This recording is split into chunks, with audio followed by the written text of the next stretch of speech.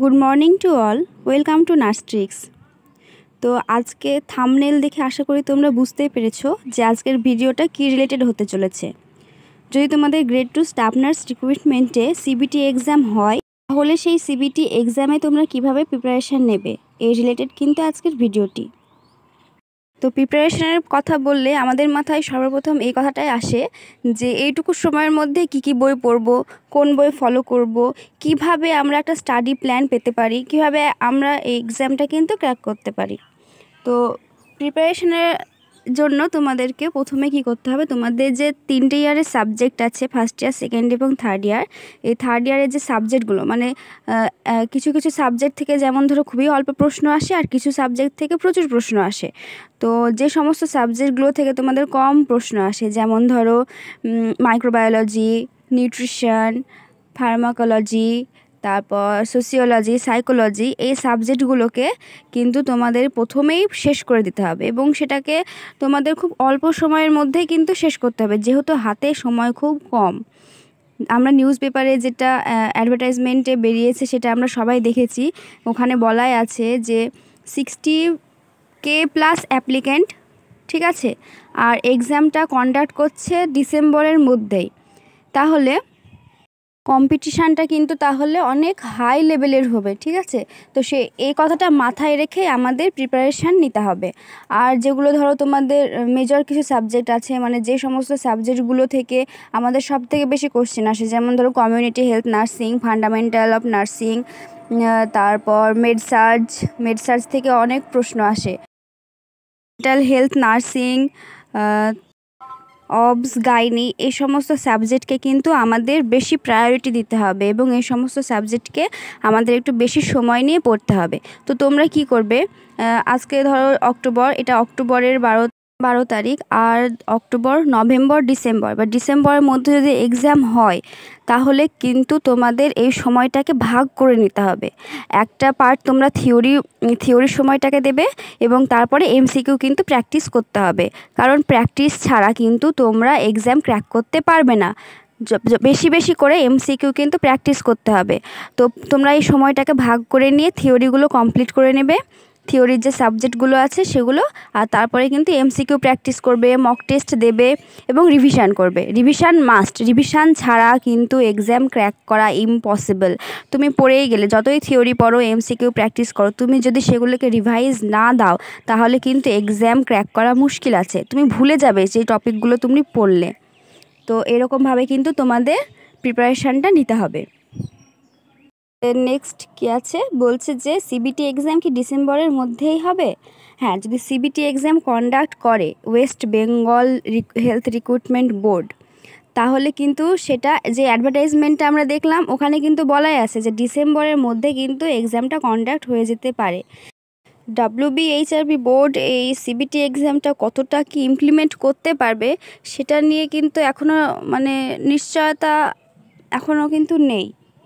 দেখো, WBHRB board এতদিন ধরে যে স্টাফ নার্স বলো, GDMO কিংবা ফার্মাসিস্ট, এই সমস্ত পোস্টের জন্য একরকমভাবে আমাদের প্রসেসিং চলছিল। এবার যদি সিবিটি চালু হয় তাহলে এটা কিন্তু একদম সম্পূর্ণ নতুন পদ্ধতি। তো সেটাকে কতটা কি ইমপ্লিমেন্ট করতে পারবে সেটা নিয়ে কিন্তু এখনও ডাউট আছে। দেন নেক্সট আছে কি বুক পড়ব। এটা কিন্তু একটা সব থেকে বড় প্রশ্ন, যে এতদিন তো তোমরা নিজেরাই জানো যে তোমরা এতদিন পর্যন্ত প্রিপারেশান নিয়ে এসেছো কি ফাঁকি দিয়েই এসেছো, শুধু ডিউটি করেছো আর রেস্ট নিয়েছো।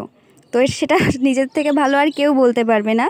তো কি বই পড়বে, কিভাবে পড়াটা শুরু করবে, এটা একটা সব থেকে বড় প্রশ্ন নিজেদের কাছে। তো আমি তোমাদের এটাই সাজেস্ট করব যে যারা এতদিন প্রিপারেশান নিয়ে এসেছো, পড়ে এসেছো, যারা টেক্সট বুক কিন্তু কমপ্লিট করে ফেলেছো, তাহলে তাদের ক্ষেত্রে তারা অনেকটা এগিয়ে আছো। তারা তাহলে তোমার PR যাদবের ভলিউম 2 যে এমসিকিউ এর যে বইটা আছে সেটা কিন্তু তোমরা ফলো করতে পারো, কিংবা টার্গেট হাই 7th এডিশন যেটা নিউ, সেটাও কিন্তু তোমরা ফলো করতে পারো। কারণ কি, সেখানে তোমাদের থিওরি পার্টগুলো অলরেডি কমপ্লিট হয়ে আছে, তাহলে সেখানকার যে থিওরি পার্টগুলো সেগুলো কিন্তু অনেক ছোট করে দেওয়া আছে এবং জিস্ট আকারে যতটুকু দরকার ততটুকুই দেওয়া আছে। কেবলমাত্র সেই থিওরিটুকু পড়ে নিলে এবং তারপর এমসিকিউটা প্র্যাকটিস করলে। এটা একরকম হলো।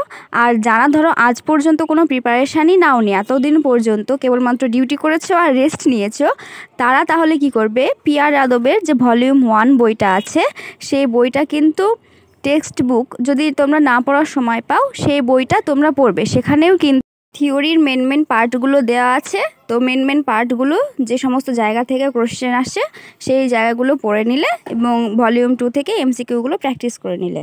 এর নেক্সট কি আছে, সিবিটি এক্সামে কি GK, GS, math, reasoning include থাকবে? এটা একটা সবথেকে বড় প্রশ্ন। যেহেতু সিবিটি এক্সাম চালু মানে অ্যাডভার্টাইজমেন্টে বলা হয়েছে, কিন্তু এটার কিন্তু এখনও কোনো মানে সিলেবাস, সিবিটি এর যে সিলেবাস সেটার কিন্তু কোনো অফিসিয়াল নোটিশ এখনও বের করেনি। তো আমাদের এটা ধরেই এগোতে হবে যে জিকে, জিএস, ম্যাথ কিন্তু রিজনিং থাকতেই পারে, থাকবে না কি এটা কিন্তু গ্যারেন্টি সহকারে বলা যাচ্ছে না। তাহলে এক্ষেত্রে তোমরা কি করবে? তাহলে আমি তোমাদের একটাই সাজেশান দিতে পারি যে তোমরা এখন নার্সিংয়ের পার্টটা কিন্তু তোমরা কমপ্লিট করে রাখো। মানে নার্সিংয়ে যে সাবজেক্টগুলো আছে তোমাদেরকে তো বললাম মেজর সাবজেক্ট কোনগুলো, যেগুলো থেকে বেশি কোশ্চেন আসে সেগুলো আগে কমপ্লিট করে নাও, আর মাইনর সাবজেক্টগুলো কমপ্লিট করে নাও, এমসিকিউ প্র্যাকটিস করো। তারপরে যদি অফিসিয়াল কোনো নোটিশ বের করে WBHRB বোর্ড, তখন দেখা যাবে নন নার্সিং পার্টটা মানে তোমরা প্রিপারেশান নেওয়ার দরকার হবে কি আসবেই না, তখন সেই বাকিটা দেখা যাবে। এর মধ্যে এমন অনেকেই আছো যে কোনো দিন সিবিটি এক্সাম কিন্তু দাওনি। তো সিবিটি এক্সাম কী রকমভাবে দিতে হয়, কি হয়, প্রসিডিওর কি থাকে, কি রুলস ফলো করতে হয়, কি ইনস্ট্রাকশান থাকে, এই রিলেটেড যদি তোমরা কোনো ভিডিও চাও তাহলে আমাকে কমেন্ট বক্সে অবশ্যই জানাবে। আমি কিন্তু তাহলে সিবিটি এক্সাম রিলেটেড একটা ভিডিও আপলোড করব। আজকের ভিডিওটি এতদূর পর্যন্তই। তোমাদের কিছু যদি জিজ্ঞাসা থাকে কমেন্টে অবশ্যই জানাবে। এই ভিডিওটি যদি ভালো লাগে একটি লাইক, কমেন্ট, শেয়ার করে দেবে। আর যদি চ্যানেলে নতুন হও চ্যানেলটিকে অবশ্যই সাবস্ক্রাইব করে দেবে। সকলে ভালো থেকো, সুস্থ থেকো।